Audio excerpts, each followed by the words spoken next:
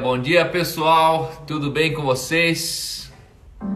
Olha quem tá aqui, quem tá aqui, tô aqui pessoal, cheguei, tô mais feliz do que nunca. Você já deve ter acompanhado aí como é que foi nossa live de ontem.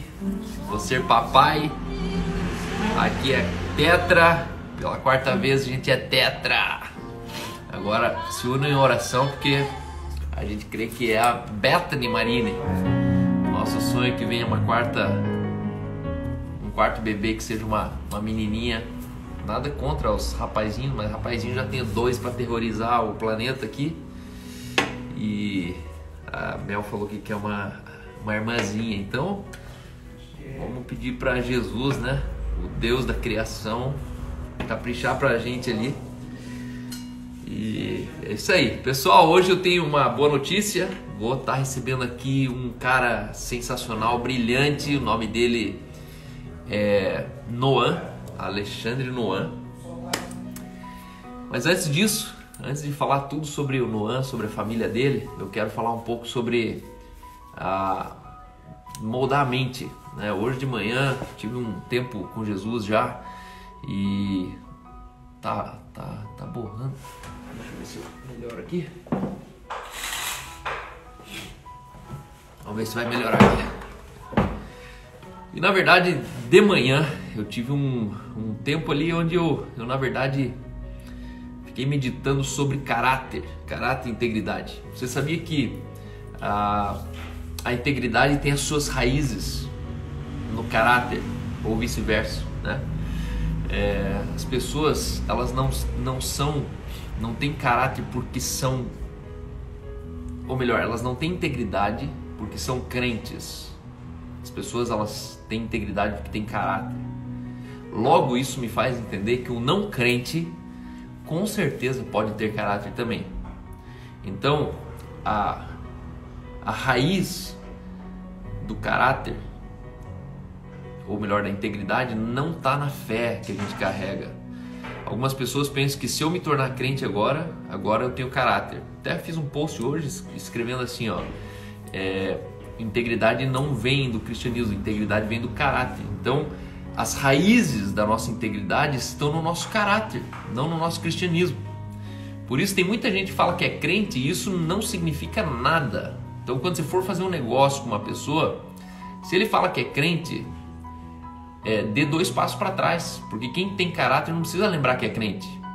Uma pessoa que tem caráter e é crente, naturalmente a fé dela se revela no caráter dela. Então eu tenho dificuldade quando alguém precisa falar que é crente, porque você só precisa falar que você é crente aonde ninguém chegou isso. Eu, por exemplo, não chego no mercado e falo assim, eu sou homem, ó, me vejam que eu sou homem. Não, eu sou Cal, meu nome é Cal, e você já está enxergando que eu sou homem, né? Tá nítido. Em cristianismo, as virtudes do Criador, elas precisam ser tão nítidas ao ponto de você não precisar lembrar ninguém que você é crente. Então, quando uma pessoa ela vem e fala, não, porque eu também sou irmão, sou da igreja, sou isso, aquilo, fuja, porque todo picareta, ele conhece um gatilho mental chamado crente. Você pode perceber que vários golpes, várias pirâmides financeiras foram feitos em cima desse conceito. É crente, o pessoal lá da igreja, até o pastor tá lá. E eu nem gosto que fale que até o pastor tá lá. Por isso que às vezes eu tento desconstruir a ideia de pastor, sendo um pouco deselegante em alguns momentos, porque na verdade uma coisa tem nada a ver com a outra. Não é porque eu, sendo pastor, compro uma coisa que essa coisa necessariamente é boa. Não é porque eu, sendo pastor, invisto num negócio que necessariamente esse negócio é garantido. Por quê? Porque até o CAL está lá. Não, mas o CAL resolveu correr um risco. E às vezes as pessoas não querem correr o risco, elas só querem a credibilidade do pastor, só querem a credibilidade de um crente. Então, a sua credibilidade precisa estar no caráter que você carrega. A fé, ela é soberana. Só que nós precisamos ter unidade na crença, não no caráter, não na crença. As pessoas estão se associando baseados na crença e não no caráter. Por isso que dá ruim lá na frente. Lá na frente dá um divórcio, lá na frente dá um tombo na sociedade. Por quê? Porque as pessoas elas falam, você é crente? Eu também sou. Então vamos fazer negócio junto. Não. Faça um negócio, case com alguém amparado no caráter. Primeiro caráter. Caráter está acima da crença. Então, se você não encontrar caráter, cuidado. Se você não encontrar caráter, não compre. Se você não encontrar caráter, não case. Se você não encontrar caráter, de nada vale um aleluia, um glória a Deus. O evangelho, ele se torna um escândalo nos lábios de quem não tem caráter. O evangelho se torna contraditório nos processos, nos procedimentos de quem não tem caráter. Então o caráter está acima da crença. Eu valorizo muito o caráter das pessoas. Por isso algumas pessoas não entendem, mas por que você trata tão bem o cara? Ele nem é crente. Por que você dá tanta atenção pro cara? Ele nem é crente. Você dá tanto tempo para esse cara, mas ele nem é crente. Mas eu não dou tempo para crente. Eu dou tempo para quem tem caráter. Tendo caráter, você tem respeito. Tendo respeito, eu tenho obrigação de respeitar. E aí, o que eu quero dizer? Nós não fazemos ideia do quanto as pessoas estão debaixo de uma influência de um reino das trevas por conta da falta de caráter. Talvez um professor, um patrão. Nós temos professores hoje que eles estão diretamente ligados ao governo das trevas, só que eles não sabem. Por quê? Porque eles não conhecem isso. E de repente esse é o professor do teu filho. E hoje de manhã eu estava orando e pensando sobre isso. E eu pensava, Deus, abre um caminho. E eu tenho um sonho de fazer um after school. Eu tenho um sonho de fazer um projeto onde eu reúna crianças durante a semana no turno contrário, contra-turno da sala de aula. E se Deus permitir, eu creio que a gente vai fazer isso. Por quê? Porque o caráter é uma questão de você entender que nós temos a fonte sobrenatural de todo o caráter. Aí você fala assim, então prefiro o professor que tenha caráter do que não tem. Legal. Só que só ter o caráter torna um professor legalista.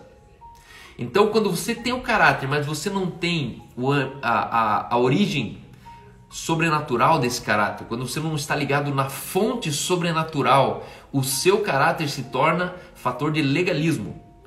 Por que o religioso ele gera outro religioso? Porque a base é um caráter sem a origem sobrenatural desse caráter. Nós temos um caráter fundamentado numa fonte sobrenatural. E o nosso desafio é nós sermos primeiramente crentes, ou melhor, primeiramente gente, tá? Tendo caráter. Depois nós somos crentes em Jesus e depois nós revelamos a virtude sobrenatural de Jesus no meu caráter. E isso muda a experiência de um aluno, isso muda a experiência de um funcionário, isso muda a experiência de um filho. Quando você não só ensina caráter para o teu filho, mas você ensina o ambiente sobrenatural de um caráter. E eu tenho um sonho aqui em Curitiba de eu fazer todos os dias um after school, onde nós vamos ser uma escola contraturno, fora do sistema educacional, porque eu não quero competir com o sistema educacional. Quando você abre uma escola, você tem que entrar no padrão, você tem que entrar nos moldes que o governo impõe. Eu não vou perder meu tempo combatendo isso, mas na verdade nós precisamos criar uma solução social de um contraturno, onde eu posso deixar meus filhos não para ir para a escola. Posso deixar meus filhos 2 tardes por semana, onde eles vão aprender inglês, onde vai ter culto no meio da tarde. Então imagine que em vez de fazer a escola dominical lá domingo, 45 minutos durante a pregação da igreja, a gente tenha 2 tardes por semana, que a gente faça tudo o que uma escola dominical poderia estar fazendo. Então a gente ensina arte, a gente faz culto no meio da tarde com as crianças, a gente cria artistas, cria pintura em tela, só que tudo fora da escola. Você não tem obrigação de alfabetizar, você não tem obrigação com o MEC, você não tem obrigação com nada. O que você tem de obrigação? Formar, desenvolver seres humanos que vão manifestar a origem sobrenatural do caráter, um caráter com a integridade, um caráter com valores que revelem um ambiente sobrenatural. Então, eu estou procurando pessoas que entendam isso. Eu creio que esse é um momento muito importante da pandemia. Algumas escolas vão fechar, isso significa que vão ter prédios vazios. E aí, eu creio que aqui em Curitiba a gente vai poder assumir um prédio desse e falar assim, deixa comigo, eu vou colocar ali 5 tutores, 5 professores, uma diretora, e a gente vai fazer um plano onde a gente vai ter para toda a comunidade cristã, principalmente, focado para os da fé. Eu existo para servir a comunidade da fé. Eu quero fazer aqui em Curitiba um lugar onde você pudesse deixar 2, 3, até 5 vezes por semana o seu filho num contraturno, onde ele literalmente é apacentado, ele é pastoreado, ele é desenvolvido, ele dorme, ele come, ele canta, ele ora, ele é discipulado, ele é ensinado, ele é shapeado, e no fim disso a gente vai ter um mundo muito mais melhorado sem reformar os quebrados. Eu creio que nós precisamos agir logo com crianças que revelam virtudes, crianças que fogem da religião. E para fugir da religião a gente precisa fazer fora do ambiente da religião. Por isso que essa escola seria tão importante assim. Então fica aqui um sonho meu. Já vou sentar com um amigo, pastor, mentor, e vou colocar isso na mesa e falar, cara, em vez de a gente ficar gastando dinheiro abrindo igreja, que tal a gente começar abrindo uma after school, né? Tudo em inglês. A pessoa deixou a criança na frente da escola, a inspetora, a tia da limpeza, a professora, eles vão precisar falar o dia inteiro inglês. No começo é difícil, é ruim e tal, mas no dia que isso vira uma cultura, a sua criança vai voltar para casa falando inglês, porque todos os dias ela passa 4 horas por dia lendo inglês, orando inglês, cantando inglês, assistindo inglês. Beleza? Falando em inglês, hoje eu tenho aqui um convidado, Alexandre Nuan, e eu vou chamar ele aqui. Alexandre Nuan vai hoje da Clarice, e a Clarice participou recentemente com as mulheres aqui da Igreja no Cinema. Aqui Fala, cheguei. mestrão! Bom Tudo bem dia, com você? como está? Tudo bem? Saudades dessa casa, mano. Tá vendo só? Tô no mesmo bate-local. Eu só, putz, essa casa aqui foi o refúgio secreto. Mas é bom estar com vocês aí. Primeiro de tudo, assim, quero falar que bem-vindo ao time dos 4. Você viu só? Não, você me inspirou, eu Né? lembrei de você. Falar Que bem a maravilha! verdade, aqui, pô, o Noah tem 4, mano. 4 filhos, e vou falar para você que a cada filho que nasce, você já deve ter percebido isso com os 3, a cada filho que nasce, novas aventuras vêm, novas bênçãos vêm, parece que abre os céus assim e desce uma enxurrada assim de planos de Deus na nossa vida, e isso é incrível, né? Só Fantástico. tendo para saber, né? Só tendo pra saber, né? Por isso que quem não tem, na verdade, não pode dizer se é bom ou se é ruim, né? Tem que ter primeiro para depois. Eu sempre digo, né? Você nunca vai encontrar alguém que se arrependeu de ter filho, mas você vai encontrar as pessoas que se arrependeram de não ter tido. De não ter tido, exatamente. Né? É bem isso. Parabéns. Pode ser difícil no começo, mas depois a gente percebe que a curva inverte, né? Você já tá nesse ponto aí, né? Hoje você já é o cara que teus filhos te levam no rolê, teus filhos já te ensinam algumas coisas, te mostram o que fazer. Eu gosto exatamente. Disso. Só para o pessoal aí saber, né? Sou jovem, tenho 43 anos, faço 43 agora, daqui 2 semanas, mas eu já tenho filho de 22, né? Eu tenho filho de várias idades, de 22, e a última, que é a menininha, tem 9 anos, que é um milagre na nossa vida. Bem, a de 9 anos foi contada no Inky Wonders, né? a Clarice, a esposa dele, É, teve é, um câncer e uma filha ao mesmo tempo. E no final das é, contas, a filha nasceu bem, o câncer foi embora e exatamente. eles são realmente pessoas que vivem É, extraordinariamente milagres. detalhe, né? Câncer no útero durante a gravidez, né? Meu Deus. Essa Só história é milagre. fantástica. Essa história, talvez um dia a Clarice tenha que vir aqui contar para todo mundo. Mas, em primeiro lugar, Testemunho. antes de eu abrir o microfone para você aqui, para você falar bem à vontade, só quero te introduzir, te contextualizar. Então, pessoal, eu morei 3 meses nos Estados Unidos recentemente e por 2 meses a gente ficou angustiado porque a gente viveu o isolamento social nos Estados Unidos antes da pandemia. Estados Unidos, por cultura, as pessoas sempre, você vai ver elas ou dentro do carro, ou dentro de uma loja, ou no drive-thru. Mas as pessoas não têm esse hábito de andar na calçada, né? Com exceção de grandes centros. Mas não é normal as pessoas, multidões, andar na calçada, você dar bom dia para os vizinhos, ir na casa do vizinho comer um negócio e tal. E a gente, por 2 meses, a gente ficou ansiando. Cadê as pessoas daqui? Cadê as pessoas que a gente é igreja nesse país, né?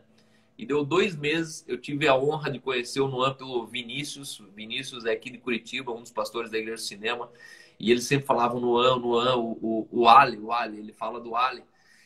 E aí, um dia eu tô numa igreja pregando, no final do culto, a esposa dele vem e fala assim, nossa, eu gostei da parede da tua casa. Eu falei, como assim?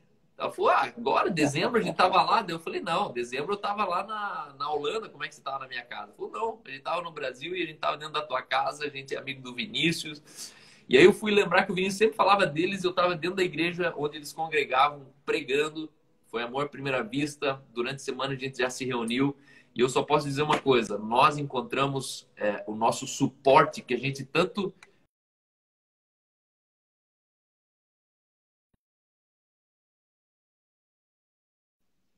nos Estados Unidos, na casa do Noan e da Clarice.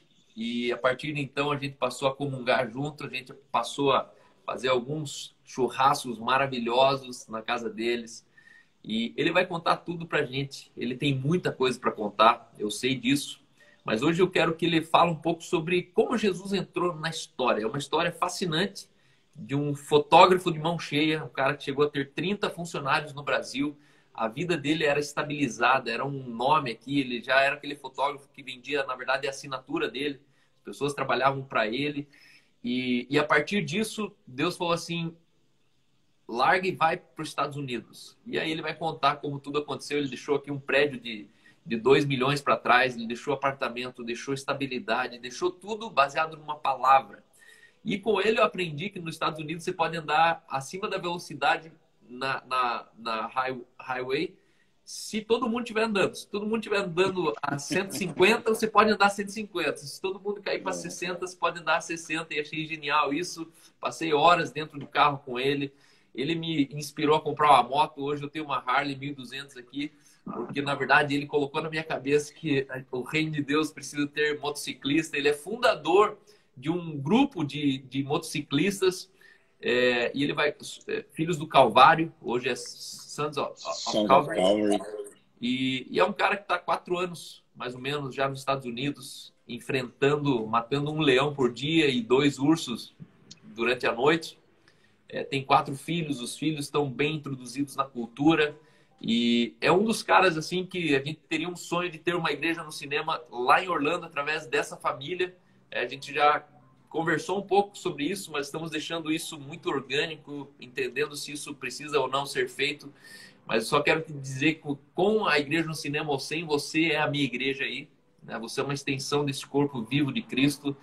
Nós passamos horas na mesa, de fato, vivendo um evangelho que ia além de uma denominação.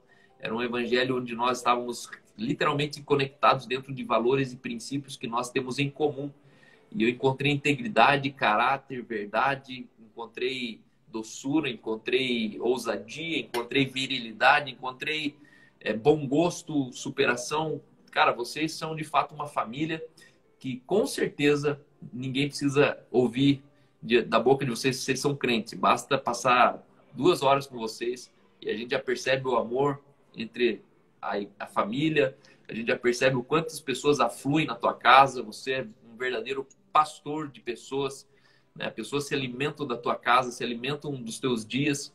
Então, tenho aqui meu prazer, minha honra de poder te apresentar como um pastor mesmo. Você é um pastor, você sabe disso, você tem uma palavra de Deus sobre isso. Então, com vocês, pessoal, Noan falando direto de Orlando, em Kissimmee, na Flórida, e vai contar pra gente como Jesus entrou nessa história aí. Muito bem, muito. Peraí, deixa eu voltar primeiro, né? Que você me colocou lá nos céus, né? Deixa eu baixar aqui a minha bolinha. Vamos trazer para cá. Enfim, tudo isso que você falou são coisas que a gente compartilhou aqui, né, com vocês na nossa casa, né? No tempo que a gente ficou junto aqui. E como eu falei para você, né? Eu sei que todas as coisas acontecem no tempo de Deus. Eu creio nessa palavra. Mas eu fiquei assim com saudade, porque foi pouco tempo, mas foi muito intenso, foi muito bom. E, e foi muito importante vocês estarem aqui para nós, principalmente porque a gente viveu com vocês essa mudança aí da chavinha, desse distanciamento social antes da pandemia que você falou, né? Para viver intensamente os últimos dias de vocês aqui nessa terra, né? E baseado no começo aí que você estava falando, eu estava acompanhando o início da live, que você falou a respeito do caráter e da integridade, né? Eu quero falar um trechinho de um poema aqui que é muito legal, de Mário de Andrade. Ele não é tão conhecido, mas ele escreveu um poema, ele nasceu em 1893. E um trechinho do poema dele fala: Minha alma está em brisa.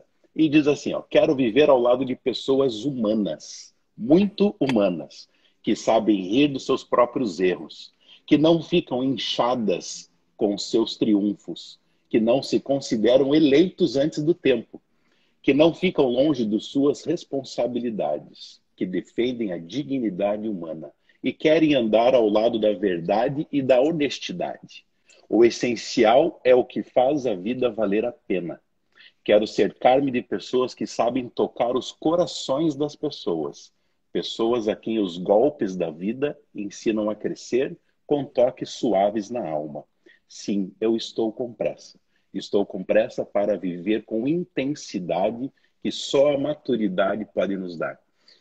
É um trecho, né, de um poema que fala muito sobre o viver, fala muito sobre o ser crente, mas não ser religioso, né? Porque existe aí uma diferença muito grande em a gente crer, em a gente ter o alvo, ter o foco, que é a vida eterna, que é cumprir o nosso tempo aqui, para atingir o objetivo de Deus, né? O objetivo de Deus nas nossas vidas simplesmente é que a gente atinja a estatura do varão perfeito, que é Jesus, e seja aprovado para viver a vida eterna com Deus, né? Eu creio que simples assim é o plano de Deus, né?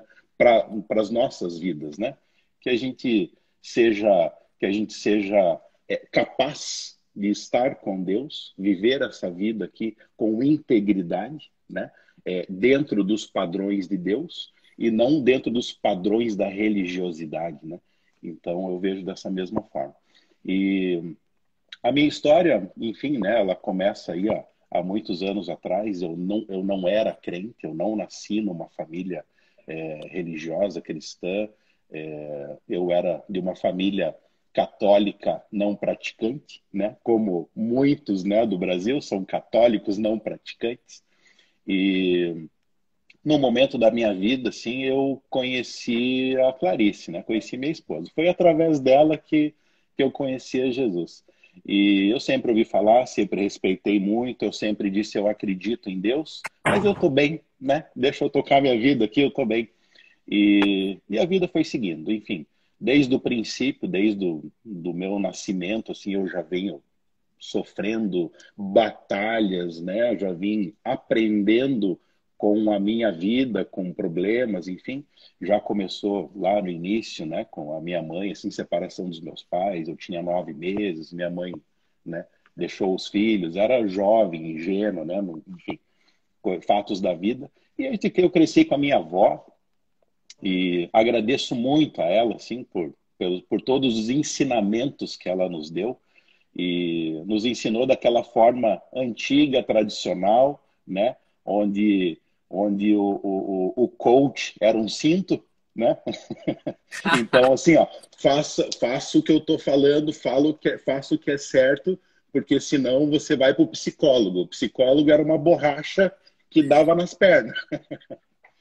Então a gente cresceu assim, aprendendo mesmo fora da palavra, mesmo fora da Bíblia, a gente aprendeu a ser pessoas corretas, pessoas baseadas em fortes princípios, né? Princípios de honra, princípios de honestidade, princípios do que é correto. E ela falava assim que fale a verdade a todo momento, nem que te custe a vida. A minha avó me ensinou isso, assim, eu cresci ouvindo isso. Fale a verdade, nem que te custe a vida. E, e depois que eu conhecia Jesus, eu fui para a igreja para buscar a Clarice, porque eu queria namorar com ela e ela ficou me enrolando 6, 7 meses. E ela falava sempre assim: puxa, eu estou na igreja. Ah, daí assim, aí hoje, quero te encontrar. Ela falou: não, hoje tem ensaio, né? Porque ela era do louvor, tal. E chegou um tempo que eu falei: ah, pode parar, né? Que é isso? Igreja, igreja, igreja. Vou nessa igreja aí para ver. Deve ter um rapazinho lá, né? Deve ter um menininho lá, porque assim, um não crente, alguém que não está em Cristo, só pensa o ruim, né? Lógico, né? E daí, um belo dia, eu cheguei na igreja de surpresa, né? Cheguei de surpresa e já na porta eu percebi que o Espírito Santo estava ali escondidinho no canto e me pegou na curva, né? Eu entrei naquela igreja e quando eu olhei a cena assim lá no altar, ela louvando assim, né, junto com a igreja, junto com todos, eu já senti assim uma invasão do espírito assim no meu corpo, assim, já tomou conta de mim, me apaixonei, né? E a partir daquele momento eu já não estava mais lá por causa, né, da Clarice. Eu fui lá por um motivo e saí de lá carregando a minha liberdade, carregando a minha salvação. Então foi incrível, assim, foi um momento que é indescritível.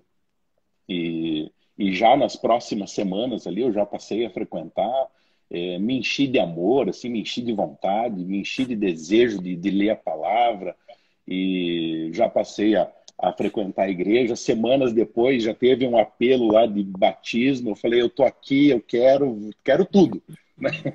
Eu falei: eu quero tudo que vocês têm, eu quero, porque é lindo. Eu vejo em vocês os olhos brilharem assim, e eu quero isso para mim. Então vai nos ensinamentos, né? Vai nos ensinamentos de viver o evangelho e não viver a lei, né? Viver o que Deus quer que a gente viva e não viver porque é obrigatório, né? Semana passada a gente falou sobre Romanos 7 e 8. O final de Romanos 7 fala da lei como peso, fala da lei como tendo que ser cumprida, porque senão existe punição. E já no capítulo seguinte, Romanos 8:1, já fala sobre a lei sendo cumprida por amor. Então, se você ama o próximo, você está cumprindo a lei. Só que você está cumprindo sem peso. Aquele peso que Jesus fala: tira o teu peso, o teu fardo que é pesado e coloca o meu que é leve, né? Carrega o meu, que o meu é suave, o meu é tranquilo. Você vai cumprir pelo amor, você vai cumprir pela fé. E é incrível ali, Romanos, final de Romanos 7, começo de Romanos 8, tá ali, tá coladinho. Mas um deles é pesado e o outro deles é suave, né? Já na sequência da leitura. E isso é muito legal. E daí a vida seguiu, claro, né? Eu me batizei em 2005, então eu sou um teenager aí, um pré-adolescente na fé, né? Tenho algo aí próximo dos 16 anos, 15 anos aí de caminhada, mas foi muito intenso, como eu falei, de lá para cá eu quis tudo. Eu quis pregar, eu quis ensinar, eu quis aprender, eu quis estar junto. E eu já fui percebendo milagres na minha vida, assim, desde sempre. E o meu plano, junto com Deus, já era estar na América há muito tempo. Já aos meus 14 ou 15 anos de idade, eu já pensava em vir para os Estados Unidos, especificamente Miami.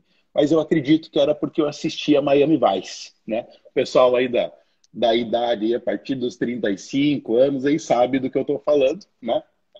Miami Vice, aquele seriado que passava diariamente, assim, que falava sobre Miami, e eu vi aquele lugar lindo, maravilhoso, assim, e eu falei, poxa, e eu falava comigo assim, um dia eu vou morar lá, né? Não era nem assim, um dia eu quero conhecer, não, eu já falava assim, um dia eu vou morar lá.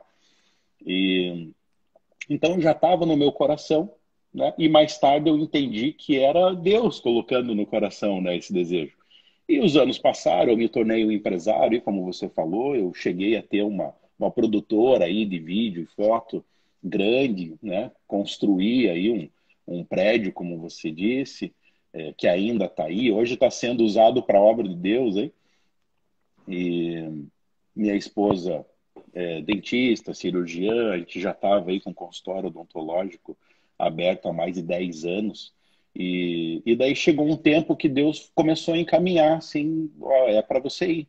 Né? A gente começou a receber palavras, mesmo ninguém sabendo sobre nada, ninguém sabendo sobre o nosso desejo, porque o nosso desejo estava já adormecido, né? Porque a gente estava aí, estava estabilizado, estava fazendo a obra, estava na igreja, enfim, estava tudo ok, né? Vida financeira estabilizada. E então esse desejo de mudar de país estava adormecido, né?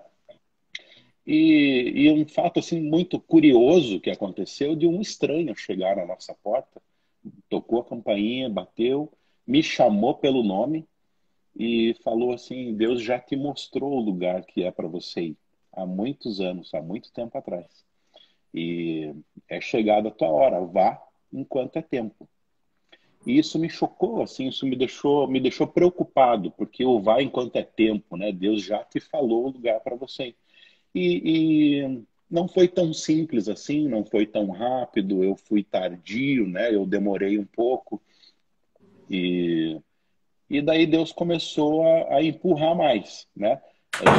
Daí a gente chegou na nossa igreja, aí, na missionária Lucimari, que é uma querida, uma linda, e, e ela falou pra gente, assim, no meio do culto, lá no meio de um culto, ela desceu do altar, assim, veio até a gente, chamou, assim, pra gente ir para uma sala lá conversar com ela.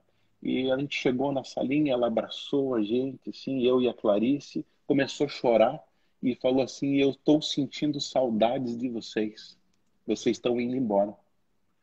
E ela falou assim: vocês vão para um lugar distante que vocês vão pregar em outras línguas. E falei, poxa, então tudo isso está virando realidade, né? Aquelas coisas que a gente achava que era desejo pessoal, na verdade é desejo de Deus. Daí quando você está caminhando com Deus, você começa a trocar, claro, tudo aquilo que você acha que é só pensamento, tudo que você acha que é desejo pessoal, você já percebe que são planos de Deus, né, na tua vida. Esse é o mistério de Deus em mim, né? Se Deus está em mim, o que eu penso, Ele está pensando. O que eu falo, Ele está falando, e a gente não percebe isso. Exatamente. E sabe que falando sobre isso, Deus está em mim, tem coisas que eu falo aqui que chocam algumas pessoas, principalmente as pessoas que ainda não vivem o Evangelho, não vivem a fé, não vivem em Cristo, que é o Espírito Santo habita em nós. Se o Espírito habita em nós e eu estou em pecado, eu obrigo o Espírito Santo a estar comigo em pecado, porque ele está em mim. O Espírito não sai de mim para eu pecar. Né? Então, se eu cometo um erro, se eu minto, se eu estou num lugar que eu não deveria estar, se eu, sei lá, estou usando droga, se eu estou em adultério, enfim, se eu estou cometendo pecado, o Espírito Santo está sofrendo dentro de mim, porque ele habita em mim. Então, se o Espírito saísse de mim, peraí que não, nessa eu não vou junto com você. Eu vou ficar em casa, você vai, peca, e quando você voltar, eu entro em você de novo, né? Não funciona assim. Então, a gente não pode colocar o Espírito de Deus nesse sofrimento, né, junto com o nosso pecado. É como se a gente pregasse de novo Jesus na cruz. E não se pode fazer isso, né? Se você tem o entendimento de que Deus é Deus, de que o próprio Deus vive em nós, eu não posso pecar contra Ele. Então eu não posso pecar contra mim, eu não posso estar em pecado, né? E se a gente entende essa liberdade, né? Essa liberdade em Cristo, nossa, a gente ama assim a todo tempo, ama de todo o coração, né? E assim, a pergunta base tua é, né, como viver nos Estados Unidos, né? através de uma palavra, né? Como que a gente chegou aqui. No final, né, dessa história aí no Brasil, eu coloquei Deus contra a parede, né? Falei, tá bom, Deus, eu entendi. Olha a minha ousadia, né? A audácia minha. Coloquei Deus contra a parede e falei, tá bom, Deus, eu entendi, tá claro, né, que é pra gente ir, mas eu coloquei uma condição, né? Falei, Deus, então venda o meu prédio aqui, que daí eu vou com dinheiro, né? Não vou, quero começar uma vida lá, começar negócios, né? Enfim, e já existia aí a conversão, né, de dólar para real, hoje está mais alto, mas já existia aí, o dólar naquela época era coisa de 2,50, 2,60, né, por real. E eu coloquei essa condição, né, para Deus. E falei, deixo tudo aqui, mas venda aí o meu predinho. E daquele dia que eu fiz esse acordo meu, né, entendeu? E as coisas para mim foram decaindo. E daí eu comecei a perder tudo. Fechou trabalho, fechou as portas, funcionário saindo, indo embora, arrumando outros empregos, pedindo a conta porque já estavam cansados, e o negócio foi caindo, o trabalho fechou a torneira. Assim. E eu cheguei a ficar 4 meses sem usar minha sala de reunião para fechar nada. Mas não nos faltou nada. Não faltou alimento, não faltou. A gente continuou vivendo, né, a nossa vida tradicional. Só que, porém, em vez de estar trabalhando, eu ficava na cadeira esperando, né, o que está acontecendo, né? E chegou daí um tempo que eu falei assim, tá bom, Deus me perdoe, né? Eu pedi perdão para Deus, assim, por essa minha audácia, né, de exigir alguma coisa de Deus, né? Se eu sempre falei, eis-me aqui, eu sou teu servo, desde o princípio eu falei, Deus, usa-me a mim, eu tô aqui, eu sou teu, faça como o Senhor quiser. E como vou eu, né, quebrar aquilo que eu falei e colocar condições para eu fazer isso, né? A gente não pode ter condições, a gente tem que viver o evangelho, né, diariamente e fazer aquilo que está no plano de Deus. E daí, quando eu orei a Deus e falei, Senhor, me perdoe por isso, eu sou teu, faça como o Senhor quiser, faça como quiser. Em 4 meses eu estava aqui nos Estados Unidos. Nesses últimos 4 meses, a gente conseguiu vender até talher da cozinha. Tudo, tudo. Eu tinha uma caminhonete, aí, um V8 5.0, uma Explorer, fazia 3 quilômetros por litro de gasolina. Invendável, né? É aquele elefante branco, assim, que ninguém quer. E eu tinha aquele troço ali. Vendi por WhatsApp. Né? Coloquei um anúncio, vendi para um mecânico de São Paulo em alguns dias, vendi literalmente por WhatsApp. Ele falou, mostra aí para mim uma cena do motor, mostra aí para mim tal lataria. Ele falou, pronto, é meu, você me traz? Falei, claro, levo sim. Fui para São Paulo, levei o carro lá e entreguei, recebi meu dinheiro e vim embora. Então, coisas incríveis, assim, eu vivi nesses 4 meses, assim, milagre que, nossa, que tem que fazer aqui umas 20 horas de live para contar tudo que a gente viveu nesse tempo. Eu gosto E dessa chegamos parte, aqui. eu gosto dessa parte da tua história, porque na verdade a gente tem uma cultura que quando dá tudo ruim, as pessoas se programam para uma fase melhor, né? E esse é o problema, né? Que chega um ponto da vida que a gente se torna tão bem em fazer qualquer coisa que a gente se concentra demais no bom, mas esquece que a gente foi criado para fazer o ótimo. E o bom é inimigo do ótimo. Né? Existem coisas ótimas que só você sabe fazer. Só que quando a gente faz coisas ótimas, a gente também se torna muito bom em muita coisa boa. Né? Igreja, empresa e tal. E eu tenho uma rixa aqui com muitos crentes, porque esses crentes eles recebem sempre uma palavra de Deus para ir para outro país quando as coisas estão mal. E o que me fascina é que você ouviu, discerniu uma voz dizendo vai, estando tudo bem. E a Bíblia diz, assim é aquele que é nascido do Espírito. Ninguém sabe de onde vem nem para onde vai. Na verdade, as nossas atitudes, decisões tão sérias como essa que você tomou, não podem estar amparadas por circunstância. Porque a gente vai terminar num destino errado. Aquilo que podia ser uma fuga para você, na verdade, se tornou um destino. Por quê? Porque você ouviu Deus antes. Talvez a hora que começou a dar tudo errado, tudo errado, tudo errado, ali vem o pensamento. Acho que a gente devia ir para os Estados Unidos, que aqui está difícil. Mas é uma fuga, não é um destino. Né? E a gente precisa ter essa clareza. Quando tiver tudo ruim, escute um destino. Quando tiver tudo bom, escute um destino. Custe o que custar. Mudar de Uhum. país, às vezes é mudar só de bairro. Mas tá tão bom nesse bairro que não faz sentido eu pensar em morar na periferia. E Deus está falando, não, não, quero você ali agora, quero você lá. Uhum. Então, eu me fascino nessa parte da tua história porque você escutou Jesus no meio da bonança. Normalmente a gente É. quer escutar Jesus no meio da tormenta, né? Mas na Uhum. bonança, teus ouvidos estavam inclinados. Talvez não seja que a gente queira ouvir Jesus na bonança, né? Talvez a gente não dê ouvidos a Deus na bonança, né? Porque quando Exato. você tem, você coloca Deus aqui do ladinho, né? Não, espera aí que eu estou caminhando aqui, tá tudo bem, né? Não, não se preocupe comigo. Mas na verdade é assim, não precisa se envolver comigo, né? Que tá tudo bem, eu estou resolvendo. Talvez seja essa a questão, né? E quando você está lá no fundo, você não tem opção, né? Porque você está no fundo. Daí resta o quê? Eu preciso de um Salvador. Eu preciso de um Messias, né? E daí você acaba se entregando. Eu vejo dessa forma, né? Que é quando eu estou bem, eu me resolvo, entendeu? Deixa que eu faço. E é essa questão do dinheiro, né? Que eu falei da casa.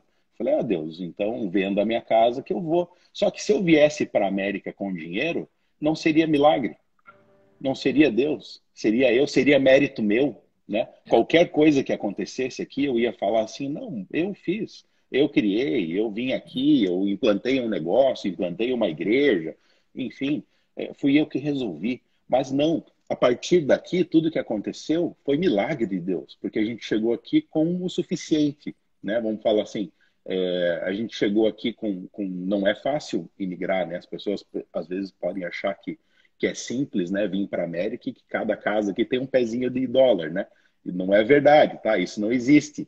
Pelo contrário, aqui na América, time is money, dinheiro, tempo é dinheiro. Se você não trabalhar, você não ganha, não tem benefício, não tem acordo. Ninguém fica nas costas de governo aqui. Se você trabalhar, você tem dinheiro. Se você não trabalhar, você não tem dinheiro e ponto, né? Não, não tem o que fazer. E se tiver ruim e for imigrante, volta para o seu país, né? A América é um lugar que ela é incrível nas facilidades, é incrível no acesso a tudo, porém, você tem que ter o passo, você tem que ir atrás, você tem que trabalhar, você tem que estudar, você tem que produzir, né? E é assim que funciona. E se você entra nesse ciclo, as coisas abrem, né? Existe essa facilidade aqui de ser a terra da oportunidade, né? A América é conhecida pela terra da oportunidade. Então, as oportunidades existem. Porém, se você ficar parado, você não vai pegar nenhuma delas. Parece que as oportunidades estão assim, estão em movimento, né? E você tem que correr atrás aí e pegar a oportunidade, entende? E a gente chegou, né? A gente chegou aqui já vivendo milagres de Deus, né? Já desde a locação da nossa casa aqui, a gente alugou uma casa com tudo dentro, até com talher, com roupa de cama, com tudo, assim, a casa estava mobiliada, né? Uma pessoa que saiu daqui, foi morar no Canadá e falou, eu não vou tirar nada da minha casa, tá tudo aí. Alugo só se for com tudo dentro. Imagina, né? Falei, e a gente vendo a mão de Deus em tudo isso, né? Daí te alugou uma casa, não precisando gastar dinheiro nem para comprar um talher, né? Então, a gente foi vivendo esses milagres aí. E você falou do motoclube, né? Do andar de moto e tal. Esse é um ministério que veio para cá junto comigo, né? O Sons of Calvary foi fundado aqui com a minha chegada. Eu sou o presidente aqui dele, mas ele já existe aí em Curitiba, inclusive a sede original, oficial do Filhos do Calvário é em Curitiba. E aqui eu cheguei e fui trabalhar nesse ministério, né? Porque é um lugar que, primeiro, assim, é uma paixão minha. Eu sempre gostei de andar de moto, de rodar, e eu ser cristão não sai de mim. Onde eu estiver, eu estou carregando, né, a Jesus comigo. Então, eu pensei, por que não, né? Então, eu vou assumir isso como um ministério, vou assumir isso como uma ferramenta de evangelizar. E eu vejo assim, simples assim, a gente sempre fala, de fazer a obra de Deus, né? Nós fazemos parte da obra de Deus. Se nós estamos em obra, né? Se é um como é que chama aquele terreno de obra? É um campo, Canteiro. né? De obra, canteiro de obra. Se o mundo aqui é um canteiro de obra, nós somos ferramentas, né? Se nós somos ferramentas, tudo que nós somos e tudo que nós temos é ferramenta para Deus, né? Porque nós estamos em obra, então. E e a obra não vai se concluir, se concretizar com a gente. Mas a gente precisa fazer a nossa parte, tem que plantar, tem que buscar gente, né? É, é aquela lei do plantio, né? Uns plantam, outros regram, mas a colheita é do Espírito, né? Então, aqui foi implantado esse motoclube, né? Para a gente estar no meio, né? De pessoas que vivem na vibe assim, né, de moto, rock and roll, né, e drogas. E o motoclube tem como brasão, como símbolo, a cruz, né, de Cristo e a coroa de espinhos, né, fica bem grande nas costas, assim, o brasão. E, e por onde a gente anda, né, hoje nós já somos aqui um grupo de 5 casais que são coletados, né, que são membros do motoclube, e a gente já chegou a reunir aqui algo em torno de 40 motos, né, 50, 60 pessoas, incluindo esposas e tal. E o objetivo é esse, é por onde a gente andar, as pessoas verem que pode ser um motociclista, mas não quer dizer que é bandido, não quer dizer que é maloqueiro, né, que é do mal. Então, o nosso próprio caminhar já mostra que, olha lá, vão lá pessoas que são de Deus num meio difícil, num meio de pessoas que não são crentes, num meio. Olha aqui, ó, minha esposa está ligada aqui, eu já trouxe o colete. Fantástico. Né? E, e o objetivo da gente é esse, então não é ser chato, não é ser crente que chega assim, ó, vem cá, se você não se entregar para Jesus, você vai para o inferno, hein? Nossa, essa pregação é fora da casinha. Essa pregação não converte ninguém, né? Essa pregação é errônea há muitos anos, né? O que é a verdade é você pode ser tudo o que você é com Jesus, né? E vamos seguir em frente. Então, a própria palavra já diz, né? Para aqueles que estão em pecado, onde existiu o pecado, superabundou a graça, né? E aqueles que ainda não reconheceram a Jesus como Salvador, poxa, ele tem a oportunidade, mas é para ele vir como ele estiver. Não é eu julgar, né, o que é certo ou errado. O julgamento não é meu, né? Quem vai julgar é Deus, já está lá, cabe a ele, né? Para eu não ser julgado como eu estou julgando, né? Então, o peso do que é certo ou errado nem sempre é o que Deus quer. O peso do que é certo ou errado é o que é bom para mim, né? Você julga o que é certo ou errado baseado no que é bom para você, né? E todas as pessoas vivem assim.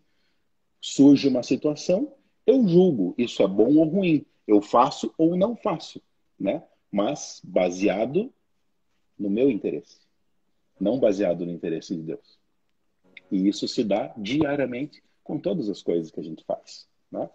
E voltando a falar assim da América, né? O estar aqui, a gente então deixou tudo aí, deixou o consultório, deixou a minha empresa e veio para cá com um pouco de dinheiro e com os braços e a mente e o coração entregues a Deus e vivendo um dia de cada vez.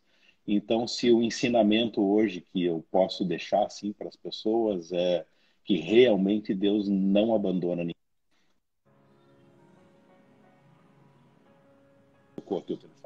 Se você está dentro da vontade de Deus, ele não te abandona. Se você está fazendo o que Deus está te direcionando a fazer, ele não te abandona e sustenta e coloca no teu caminho aqueles que é para colocar. A gente chegou aqui, não conhecia ninguém, a gente tinha um amigo de amigo, né? São os pastores lá da Graça, né? O André e a Renata Loyola, que a gente chegou aqui, foram as pessoas assim que a gente teve o contato inicial, que nos ajudaram bastante aqui com informações, né? Com tudo que a gente precisava. E então a gente começou a criar a nossa vida. A gente não tem aqui nenhum parente, né? Nós não temos um histórico de vida aqui. A nossa história aqui tem 4 anos e meio, e esses 4 anos e meio é o que nós conquistamos até aqui de alguns amigos, né? Das coisas da igreja. A gente se envolveu muito com as coisas da igreja, com o ministério do motoclube, com o ministério de casais, né? O nosso foco aqui tratar aí de casais e famílias. A gente percebe assim uma falta muito grande aqui de unidade em família, porque os imigrantes chegam aqui e estão topando qualquer coisa para ficar na América, né? Estão topando até casamentos falsos atrás de documento, estão topando separar da esposa, né? Largar a família para viver o sonho americano. Então existe aqui um problema assim generalizado no meio dos imigrantes, que só quem tem Jesus que vai entender que não é o caminho certo, e só esse entendimento é que vai trazer a cura e a libertação. Nesse entendimento assim do que eu não estou disposto a fazer qualquer coisa para estar na América, a gente tem que entender que tudo aquilo que Deus coloca na nossa frente, na nossa vida, é para Deus. Porém, o mal também tem acesso a colocar coisas na nossa frente. Senão não precisava do livre-arbítrio, né? Porque assim, o livre-arbítrio é para eu escolher entre o bem e o mal, né? E hashtag fica a dica, né? Escolha o bem, escolha a vida, né? Escolha o que é de Deus. E então a gente tem que caminhar com esse propósito de fazer o que é certo. Mas nem sempre o que é certo é bom para mim.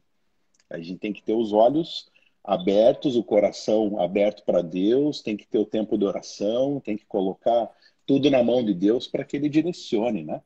E a gente tem caminhado até aqui, tem caminhado nesses 4 anos e meio, vivendo milagres ainda. A gente viveu aqui milagres de documentos, né? A gente já é documentado aqui nos Estados Unidos.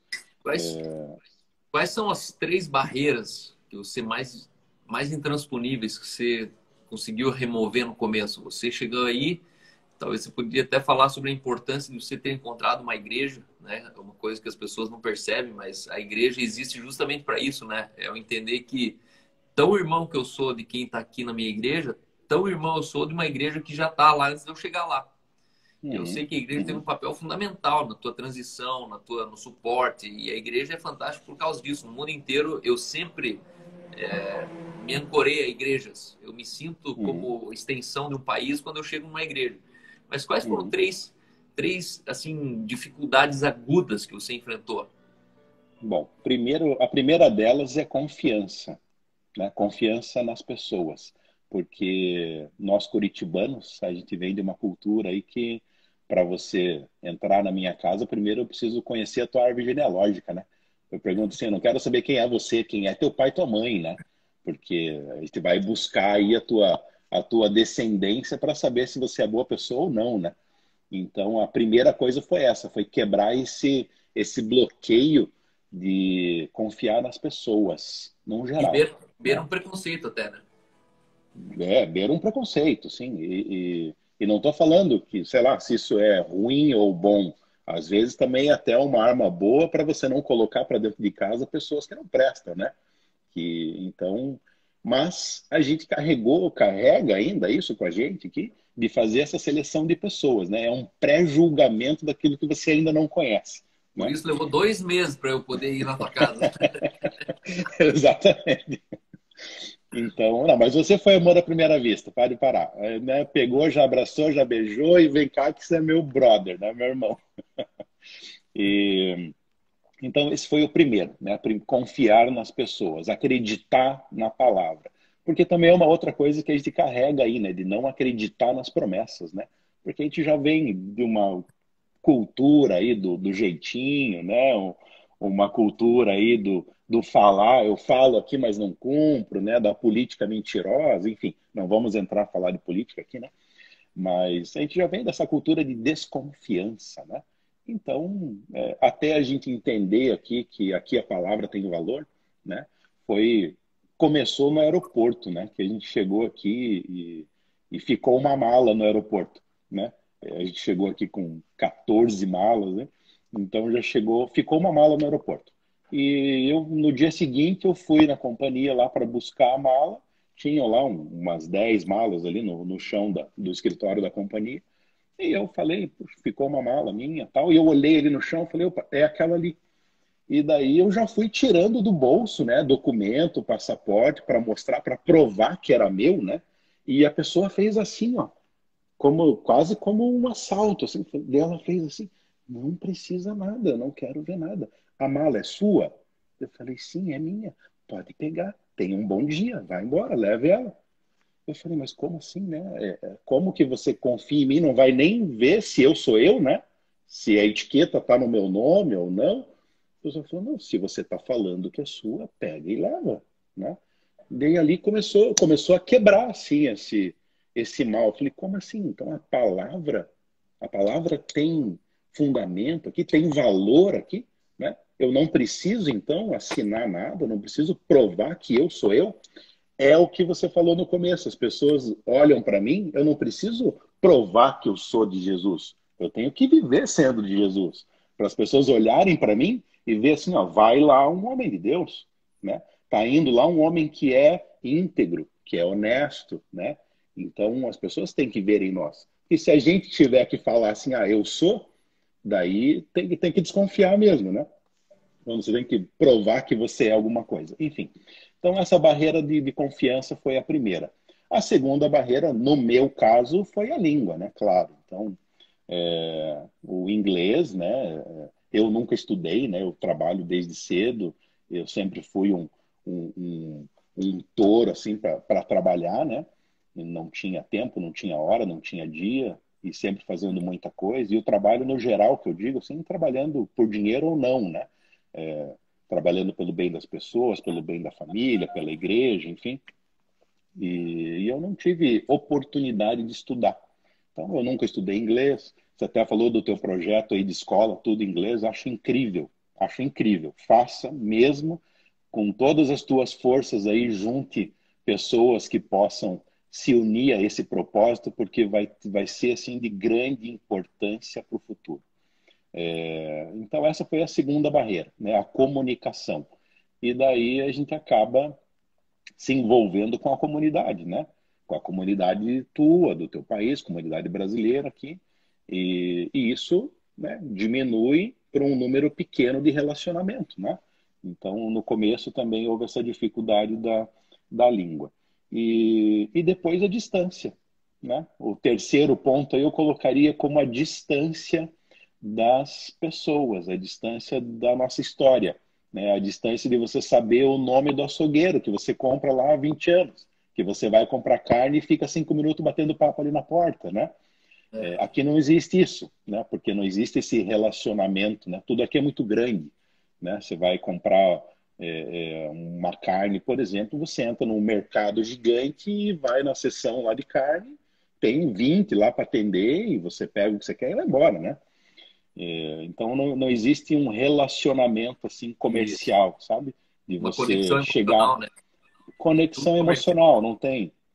Aqui não, você não cria essa relação assim de, o meu restaurante favorito porque o maître lá é o mesmo há anos e já me chama pelo nome, né? Isso infelizmente não acontece aqui, mas é cultural, né? Então foi um peso para nós também esse afastamento. Pode falar. Deixa eu só te interromper aqui, tem 50 segundos, nossa live vai cair, depois de uma hora ela cai, eu vou voltar com você e eu gostaria que você falasse para a gente um pouco sobre a saúde do crescimento da comunidade brasileira em Orlando. Muitas pessoas aqui sempre escutam falar, o marketing de Orlando hoje, por questão da igreja, dos influentes da igreja,